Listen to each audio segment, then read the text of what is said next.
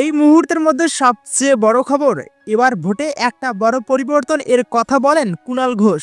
মুখ্যমন্ত্রী একই থাকলেও এবার রাজ্যসভার বিরোধী দলনেতা বদলে যাবে এই কথা বলে শুভেন্দুকে কটাক্ষ করেন কুণাল ঘোষ। এছাড়াও বিজেপি বিধায়ক ও সাংসদের উপর আক্রমণ এর ব্যাখ্যা দিলেন কুণাল ঘোষ। 100 দিনের কাজের টাকা দেয়নি বিজেপি সরকার, আবাসের টাকাও দেয়নি। বিজেপি শাসিত রাজ্যে বাংলার শ্রমিকরা কাজে গেলে বাংলাদেশি বলে তাদের উপর অত্যাচার। এই সমস্ত ঘটনায় এলাকার মানুষ ক্ষুব্ধ ছিলেন। তারাই খগেন মুর্মুকে মারধর করেন, তবে তৃণমূল তা সমর্থন করে না। শুধু তাই নয়, বেলপাহাড়ির বিজয়া সম্মেলনের সভা থেকে হুলা দিয়ে বিজেপিকে তাড়িয়ে দেওয়ার কথাও বলেন তিনি। জঙ্গলমহলে হুলা দিয়ে বিজেপিকে তাড়ানোর ডাক কুণাল ঘোষের। রাজ্যব্যাপী বিজয়া সম্মেলনী করার নির্দেশ অনুযায়ী এদিন বিনপুর বিধানসভার বিজয়া সম্মেলনী অনুষ্ঠান হয়। শিলদার শিবশক্তি ক্লাবের অডিটোরিয়ামে প্রায় 350 কর্মী ও নেতাদের উপস্থিতিতে প্রধান বক্তা হিসেবে বক্তব্য রাখেন কুণাল ঘোষ। 2026 সালে বাংলায় সরকার পরিবর্তন হলে বদলার হুঁশিয়ারি দিয়েছে।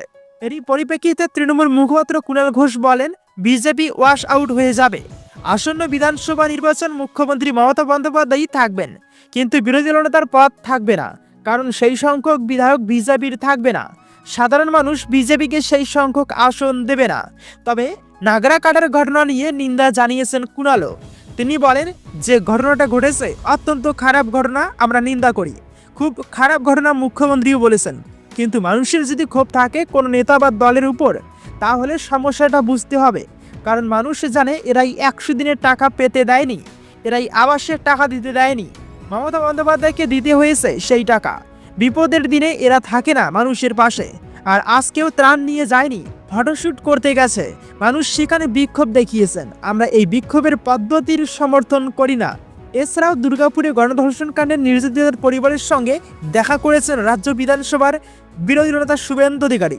এখনো পর্যন্ত মুখ্যমন্ত্রী মমতা বন্দ্যোপাধ্যায় নির্যাতিতার পরিবারের সঙ্গে কথা না বলায় নিজের দুর্গাপুর না যাওয়ার ক্ষোভ উগরে দিয়েছেন নন্দীগ্রামের বিজেপি বিধায়ক। সেই সঙ্গে গণধর্ষণের মতো নক্কারজনক কাণ্ড নিয়ে রাজ্য প্রশাসনের ভূমিকার করার সমালোচনা করেছেন শুভেন্দু। এবার সেই প্রসঙ্গেই পাল্টা শুভেন্দুকে এক হাত নিলেন তৃণমূল মুখপাত্র কুণাল ঘোষ।